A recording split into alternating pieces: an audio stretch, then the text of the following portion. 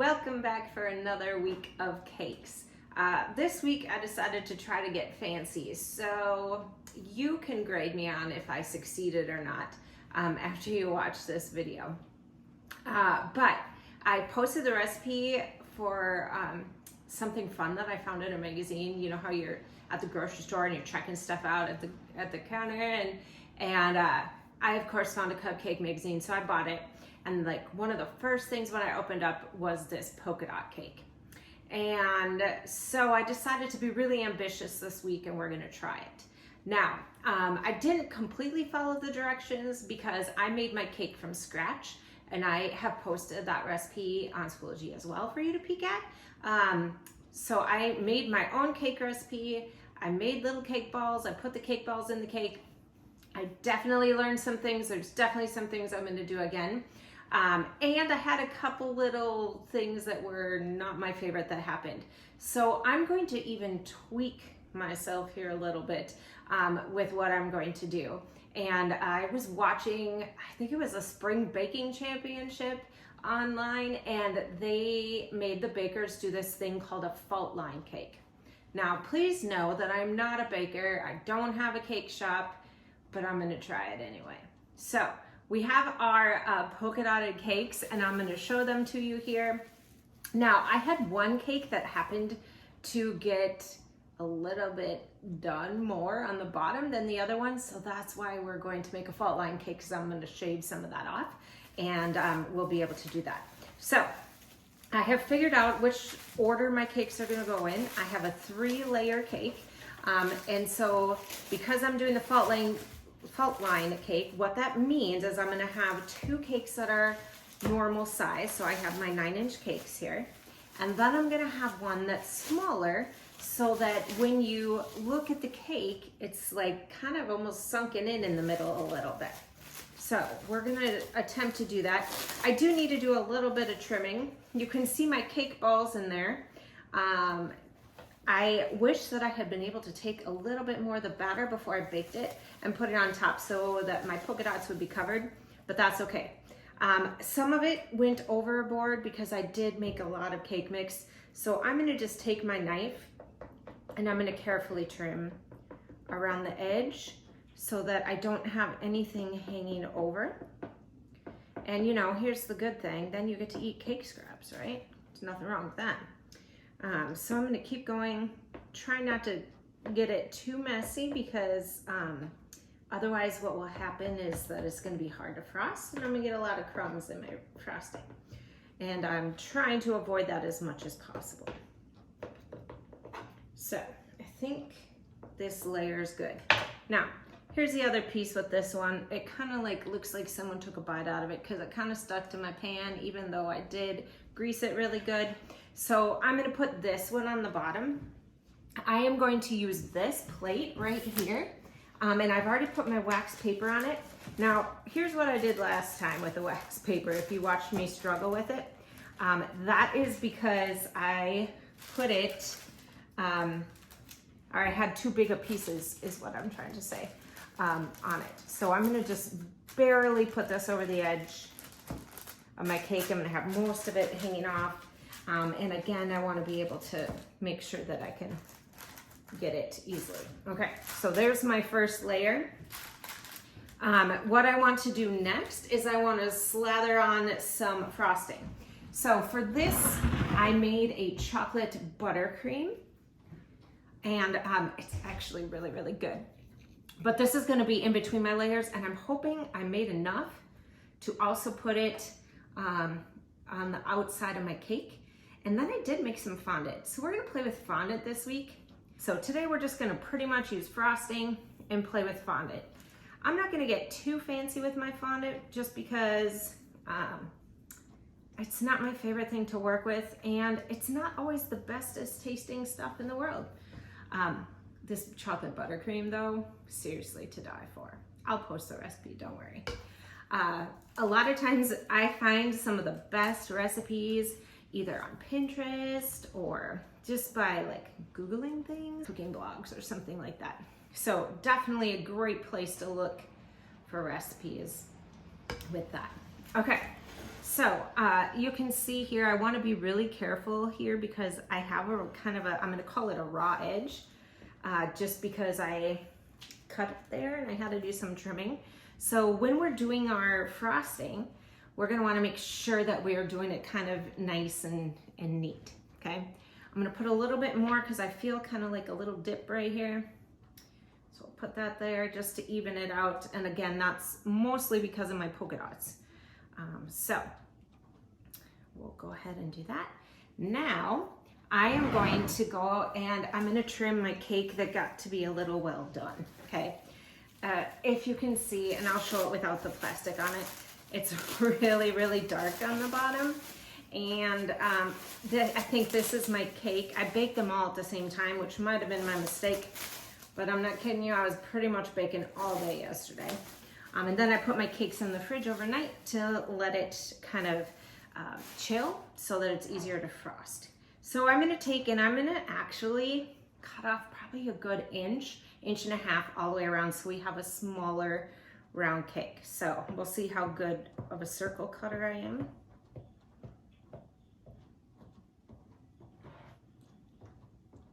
And then I'm gonna try to also trim the bottom. We'll see how that goes as well. All right, I made it around. See if we can poke that off. Like I said, my bottom is actually also very well done. Let's go with that. So I'm gonna try to see if I can't, maybe I should just trim it like this first so that we can get that really done part of my cake off.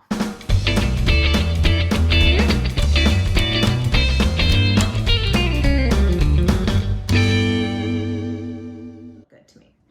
All right, so here we go.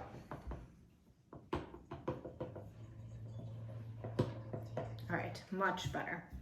Now, this is not perfectly round, but that's okay. Now look at, you can see where my polka dots are gonna come in.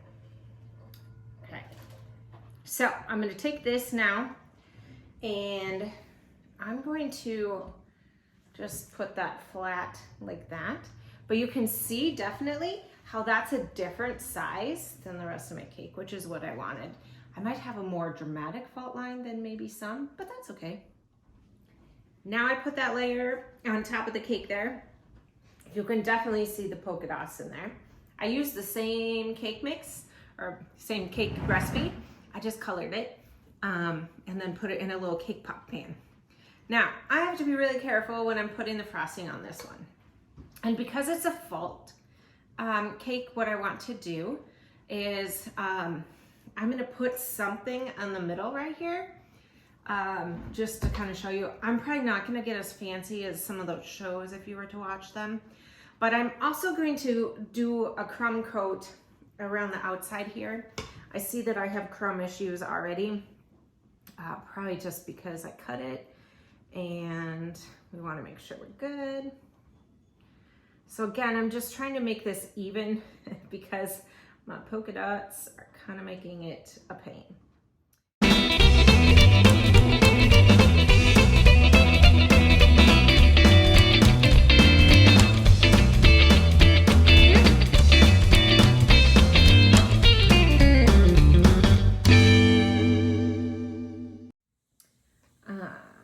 Perfect.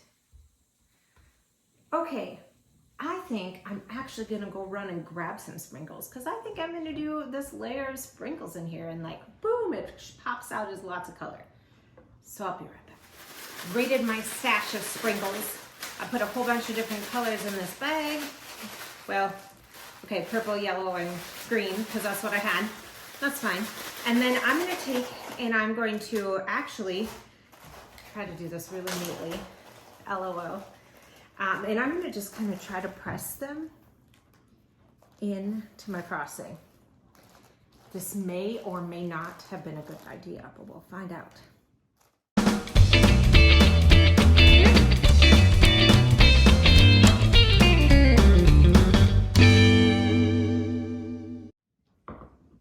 We are gonna call the fault line good at this moment. I've made a mess. It's good enough, okay? We're gonna go ahead and put our last cake on. And normally what I do is I kind of put the flat side of the cake, that's like the bottom of the pan, on the top to make it get nice and even. However, I'm a little nervous about that because of all the polka dots inside my cake. So I think I'm actually gonna put the flat side down a little bit so that it is a little bit more sturdy. And then we'll just use frosting, because I should have enough here to kind of even it out. We'll have to put some frosting on the bottom part to cover some things up. And I think I might, weirdly enough, do that before I move it. So I'm gonna do this, and I'm gonna put some frosting along the outside here so that I can try to do this.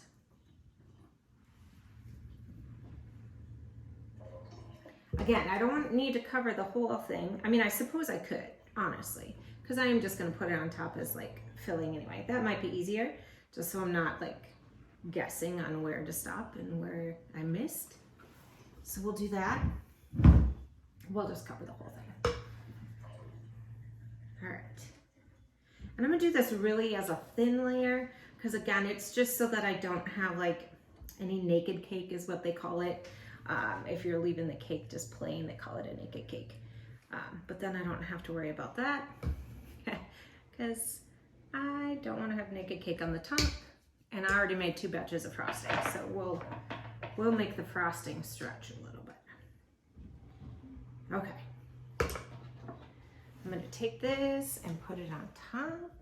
Okay, so now you can kind of see how that felt line kind of pops out. I suppose if I have extra fondant, we could always try to put some kind of, I don't know, mold something out of there to put on there. We'll see how ambitious I get. Okay, we're gonna take the rest of our frosting, and I'm just gonna put it on top of the cake just to use it, and that will be easier to spread it. Okay, so I'm gonna take and I'm gonna put a pretty thick layer on here. Again, I got these polka dots here. Again, if I were to do this over, would totally make sure I put like half my batter in the pan and then put the polka dots in and then put the other half. Maybe kind of like the directions say. Yeah. I totally missed reading that part of the directions. And that's okay. It's all right. Half the fun of cooking is figuring things out when you mess it up, right? And really, can you mess up a cake that has chocolate frosting on it? I'm not really sure that you can. Okay, we'll get hopefully we have enough frosting here to go around the outside of our cake. Cross your fingers. Don't want to miss any of it. Besides, it's so good. Oh my gosh, you guys. If I could have a spoon and not get sick, I would totally just sit and eat the whole bowl of frosting because it's that good. Okay, I'm doing my best to try to make this nice and neat. See how we do. Oh, you know what I forgot to do? I forgot to trim this cake. Oh well, that's okay. We'll make it even with our frosting. It'll be great. So if you were doing this, make sure you trim that third cake. Kind of important. Okay. Now, if you have, like, if you see the trend, it's been a trend for a while, I guess, but having the naked cake where your frosting is basically just a crumb coat and it's not anything more than that, that's great. They're really pretty, but one thing with that is that the frosting helps keep the cake moist. So if you have a cake like that, I know they're kind of popular with, especially with like wedding cakes. The thing with that is that you're gonna need to make sure that you eat it pretty quick.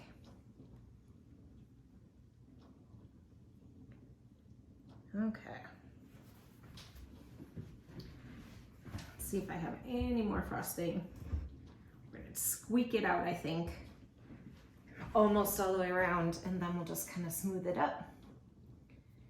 don't want to have to make any more frosting. I'll say this, cake baking and decorating, it's a very time-consuming process. There's a reason why when we're in school, we spend 3 weeks on this unit because it just is time-consuming and it takes practice. Just like anything, you know, whether you're doing a sport or drawing, the more you do it, the better you get. So keep that in mind as you think about my cake here, because this is my first fault line cake. And yeah, it's just my first one. We'll be kind. You guys will be kind to me, right? I wish I could share this with you because it really looks good. And maybe just because I'm hungry. And while I'm recording this video, it's like supper time and I haven't eaten yet. But we'll go with it. Okay, I feel like it's pretty darn good. Again, mind you, not 100% perfect, but that's okay. We're gonna actually use some fondant on it to cover it up, or not to cover it up, but to add a little decoration to it. We've got our sprinkles, which is great, on this layer here. But we're going to go ahead and just add a little bit of fondant just because I kind of want to show you how to play with that. We were looking at that this week. Alrighty, now I'm going to get set up with our fondant so that we can do that piece of it next. Okay, I've gotten all set up to start using my fondant. So I have my pastry mat out here. And I put some powdered sugar down because we don't want to use flour with fondant. That gets to be messy. I also got my fondant roller out, which you know you can find these at any craft store. This is just kind of like it's not silicone, but it's plastic so it doesn't stick. And we're gonna take and we're gonna roll it out. And I'm just gonna put some polka dots on here. So nothing too crazy. And then we'll kind of take our wax paper off and we'll see how we do. So I'm going to roll a little bit of each color of my fondant and we'll decide how much of each color we need. But we're going to take and I'm just going to roll it out just kind of like how we did our pie crust. This is kind of sort of like playing with Play-Doh. Now it's okay if you get some of the powdered sugar on there because it will just kind of rub right off. So it's okay, you can kind of just do one of these little things. Okay. Perfect. Okay, so I am actually going to take, for my polka dots, I'm going to take a couple tips and so cake decorating tips of different sizes so that I can have different size polka dots on there. So here's my purple.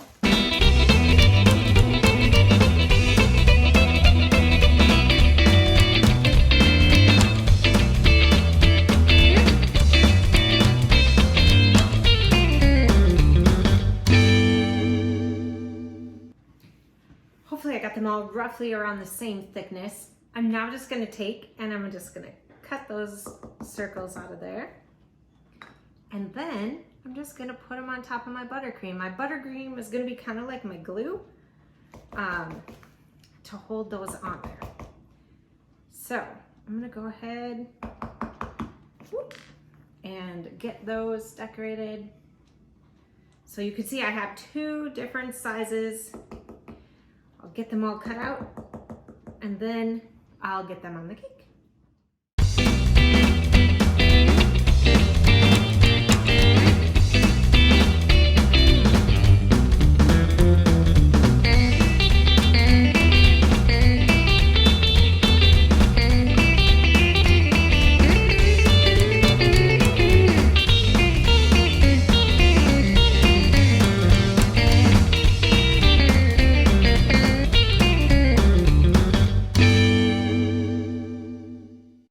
So I'm going to do a couple things. I can reuse this fondant.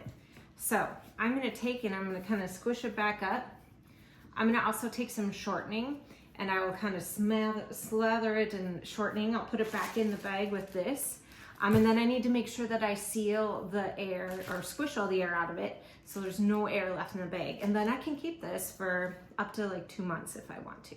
The key is to make sure that it's sealed tight and that it stays moist. Okay, here's our true test. Wow, that's a heavy cake. Okay, we are going to take off our wax paper and hopefully it will be much smoother than it was in last week's video. So we'll see how we did. Here we go. Oops, I gotta piece this, pulling off some of my frosting. We'll try to hold that down.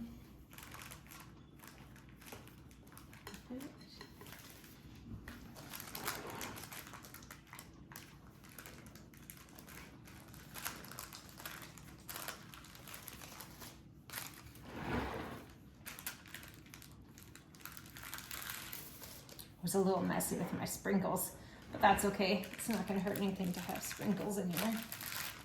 All right, there you go, voila, layer cake. I did a felt line. If I wanted to, I've seen where they'll take and like mold different characters out of the fondant and have them poking out. I'm just gonna leave it because it's fine, it's good. And I would say, hey, it might not look exactly like the picture. Of course it doesn't because I did the fault line thing, but it turned out pretty good. I'll show you a picture of what it looks like when I cut it up later.